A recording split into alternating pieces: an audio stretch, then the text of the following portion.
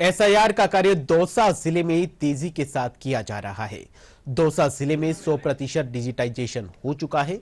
दूरदर्शन की टीम ने बीएलओ से बात की तो उन्होंने कहा कि जिला निर्वाचन अधिकारी के निर्देशन में एसआईआर का कार्य तनाव मुक्त होकर किया।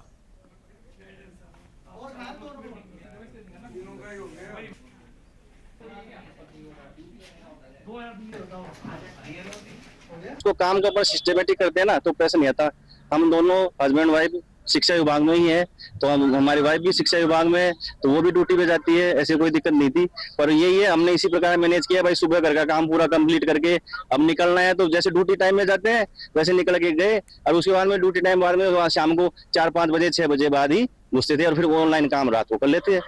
हम दोनों मिलकर बैठ के कर लेते, ऑफिस में भी दे देते थे। सबने पूरा सहयोग किया जिस प्रकार से। देखो, राष्ट्रीय महत्व का कार्य था, राष्ट्र की सेवा थी जो मन लगा की, और इसमें हम सफल हुए और मेरा 100% काम हुआ। शुरुआत के 100-200 फॉर्म बांटने के बाद मुझे एहसास हो गया था कि जो मेन अपनी एसआईआर वाली प्रीवियस एसआईआर की डिटेल है, ये अगर मैं खुद भर के देता हूँ तो मुझे भी आसानी रहेगी और मतदाता को भी आसानी रहेगी। तो जो सेकंड वाला सेक्शन था प्रीवियस एसआईआर डिटेल का, ये मैंने स्वयं ही भर के और सभी मतदाताओं को फॉर्म वितरित किया। और सिर्फ मतदाता ने अपने मोबाइल नंबर, अपने आधार नंबर, जो भी इजी डिटेल थी उन्होंने भर के फोटो चिपका के मुझे सबमिट कर दी। 1122 मतदाताओं में से लगभग 242 मतदाता मेरे अभी ऐसे हैं जो या तो शिफ्ट हो गए हैं या फिर जिनकी डेथ हो गई है, या फिर कुछ मतदाता ऐसे भी हैं जो साइन करके नहीं देना चाह रहे हैं। पहले मतदाताओं को 4 श्रेणियों में बांटा।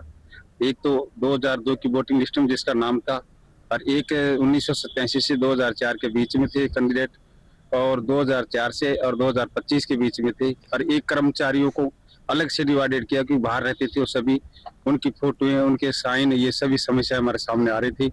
और एक जो 2002 के बाद में जो लेडीजों की शादी हुई थी गांव के अंदर, उनकी हमने अलग लिस्ट बनाई, और उनके पिताजी का और उनके गांव का, ढाणियों का, और उनके रिश्तेदारों के नंबर लेकर के हमें बीएलओ से संपर्क करके उनकी मैपिंग संपूर्ण की। जो ईएसडी सूची है तकरीबन दौसा में 6 से 7% रहे हैं। तो वो सूची हमने बीएलओ को डायरेक्शन देकर के बूथ लेवल पर बीएलओ और बीएलए की मीटिंग करवा करके बीएलए को प्रोवाइड करवा दी थी कि यदि कोई एब्सेंट रहा हो इस पूरे प्रोसेस में, लेकिन यदि वो वापस आ गया हो या जो अपना नाम रखना चाहता है और उसका दस्तावेज हो, तो अभी भी 11 तारीख तक वो अपना फॉर्म भरकर ईएफ भर के दे सकता है, और उनको हम एब्सेंट या शिफ्टेड से हम रिमूव कर देंगे। 11 के बाद भी यदि कोई एएसडी सूची में रह जाता है, तो उसके बाद भी ऑप्शन अवेलेबल रहेगा जिसमें फॉर्म 6 और एनेक्जर 4 डी जो है वो भरकर कोई भी मतदाता यदि दे देगा तो उनका नाम जो है वोटर लिस्ट में जुड़ जाएगा। तो ये जानकारी बीएलओ ने सभी बीएलए को भी दे दी है, और हमारे जो ईआरओ ने भी पॉलिटिकल पार्टीज के साथ मीटिंग कर ली है कि कोई भी मतदाता जो जेन्युइन मतदाता है वो नहीं छूटेगा।